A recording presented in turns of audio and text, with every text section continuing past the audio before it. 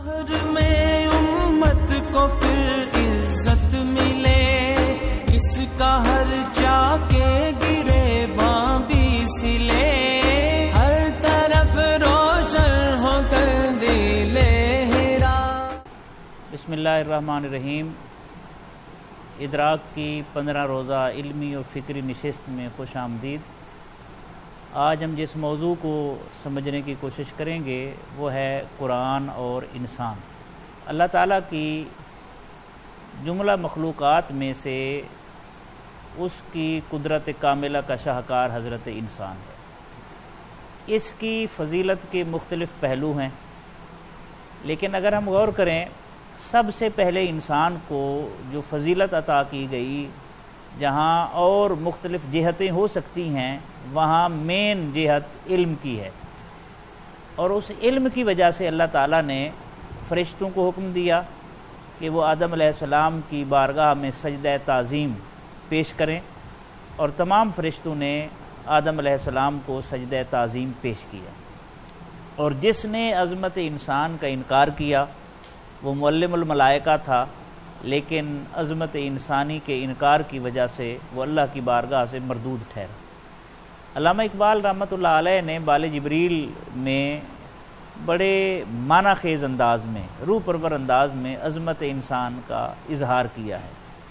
وہ کہتے ہیں کہ میری نوائے شوق سے شور حریم ذات میں، غلغلہ ہائے العما بت قدائے صفات میں، کہ جب میں نے عشق کی آہ نکالی تو آسمان میں ایک شور برپا ہو گیا کہ یہ کس کی آواز ہے جو آسمانوں کی رفعتوں کو چیرتے ہوئے بارگاہ قدس میں پہنچ گئی ہے، اور حریم ذات تک اس کی رسائی ہو گئی ہے، اور صفات پر ویسے بھی مومن انحصار نہیں کرتا جو مرد کامل ہوتا ہے، جو مرد مومن ہوتا ہے۔ علامہ نے ہی ایک جگہ ذکر فرمایا ہے، مرد مومن در نسازت با صفات، مصطفیٰ راضی نشد الا بذات، کہ مرد مومن صفات الہیہ پر انحصار نہیں کرتا کہ صرف ان کا مظہر بنے، بلکہ اللہ کی ذات تک پہنچنے کی جستجو میں ہوتا ہے، اس لیے کہ یہ مصطفیٰ کریم صلی اللہ علیہ وسلم کا امتی ہے، اور وہ اللہ کی ذات کے دیدار کے بغیر راضی نہیں ہوتے۔ تو یہ ایک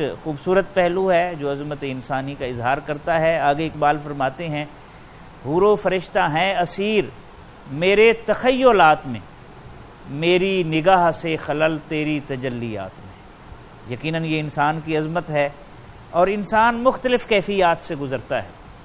کبھی اس کی نظر جو ہے وہ آسمانوں کو چیر کر گزر جاتی ہے، اور کبھی وہ اپنے وجود کی حقیقت تک بھی نہیں پہنچ سکتا۔ کبھی حجاب آ جاتا ہے، کبھی حجاب اٹھ جاتا ہے، مختلف کیفیات ہوتی ہیں۔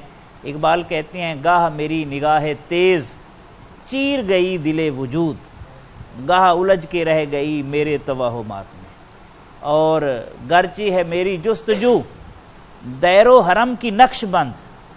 اگرچہ انسان کی جستجو یا دیر سے وابستہ ہے، بت خانے سے یا حرم سے وابستہ ہے، دو ہی ہے نا گروہ، یا بت پرست ہیں، مشرک ہیں یا مومن ہیں۔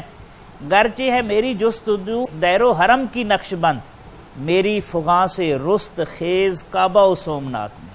اگرچہ میں اسی معاشرے کا حصہ ہوں اور دیر و حرم سے اوپر اٹھ کر میں سوچ نہیں سکتا، لیکن میری جو آہ ہے اس نے حرم والوں کو بھی سوچنے پر مجبور کر دیا ہے، اور دیر والوں کو بھی سوچنے پر مجبور کر دیا ہے۔ اور آخر میں کہا، تو نے یہ کیا غضب کیا، مجھ کو بھی فاش کر دیا، میں ہی تو ایک راز تھا سینہ کائنات میں۔ انسان کی بڑی عظمتیں ہیں، اس کی عظمتوں کے بے شمار پہلو ہیں۔ آج ہم اسی موضوع کو سمجھنے کی کوشش کریں گے، ساتھ اللہ کی بارگاہ میں دعا بھی کرتے ہیں اللہ تعالی ہمیں اپنی عظمت سے آشنائی عطا فرمائے، اور ہم رب کی بارگاہ میں سرخ روح ہو سکیں۔ I am Dr. Muhammad Shahid Habib from Lahore Garrison University. My question is, what is the root word of the word of human? انسان کا روٹ ورڈ کیا ہے؟ انسان عربی زبان کا لفظ ہے، انس کا لفظ آپ نے سنا ہے، انسان کا لفظ آپ نے سنا ہے، اور قرآن پاک میں اگر آپ دیکھیں غور کریں تو 65 مرتبہ کم و بیش لفظ انسان استعمال ہوا ہے۔ ایک صورت ہے لفظ انسان، انسان کے اوپر ایک صورت بھی ہے انسان کے نام سے، سورہ دار بھی کہتے ہیں، سورہ انسان بھی اسے کہتے ہیں۔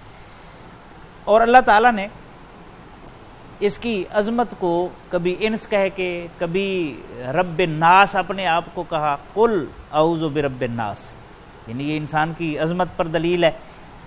اس کا روٹ ورڈ انس ہے۔ انس کہتے ہیں محبت کو، معانست کو، کسی کے قریب ہو جانا، کسی سے مانوس ہو جانا۔ یہ لفظ آپ نے سنا ہے نا، مانوس ہو جانا، مانوس ہو جانا۔ تو انسان وہ ہوتا ہے جس کے پاس بیٹھنے والے بھی اس سے مانوس ہوتے ہیں، اور وہ بھی بہت جلد اپنے ہم جنس سے مانوس ہو جاتا ہے۔ تو انس محبت کو کہتے ہیں، اور محبت کے دو پہلو ہو سکتے ہیں، ایک محبت اور انس مخلوق سے ہے، اور ایک محبت اور انس خالق سے ہے۔ اگر انسان کی محبت میں گرفتار ہو جائے اور خالق کو بھول جائے تو یہ خسارے کا سودا ہے، اور انسان اگر اللہ کو چھوڑ دے، مخلوق کی محبت میں گرفتار ہو، جیسا کہ میں نے عرض کیا، یہ بھی اس کے لیے نقصان دہ ہے۔ اور خالق کائنات یہ بھی نہیں چاہتا کہ اس کی محبت میں اتنا غرق ہو جائے کہ اس کی مخلوق کو بھول جائے۔ اسلام یہ چاہتا ہے کہ مخلوق اور خالق کی محبت میں توازن پیدا کیا جائے، ہر چیز سے محبت کرے، صرف اس کے مخلوق ہونے کی وجہ سے نہ کرے، بلکہ اس لیے کرے کہ یہ اللہ کی مخلوق ہے۔ ایسی محبت جو ہوگی وہ بڑی قابل رشک ہوگی۔ نبی رحمت صلی اللہ علیہ وسلم کے صحابی حضرت سعد رضی اللہ عنہ نے غالباً کوئی سوال پوچھا، تو نبی رحمت صلی اللہ علیہ وسلم نے فرمایا، وہ لقمہ جو تو کما کر لاتا ہے اور اپنے بچوں کے منہ میں ڈالتا ہے، وہ بھی تیری طرف سے صدقہ ہے۔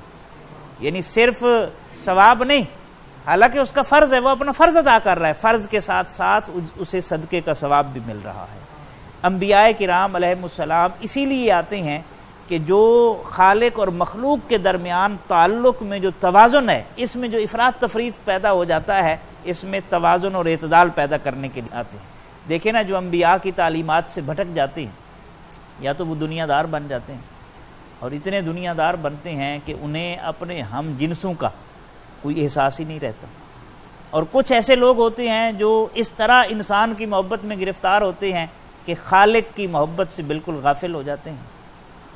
یہ دونوں انتہائیں ہیں، ان انتہاؤں کے درمیان جو ہے وہ توازن اور اعتدال ہے، اور وہ نبی رحمت صلی اللہ علیہ وسلم نے کر کے دکھایا ہے۔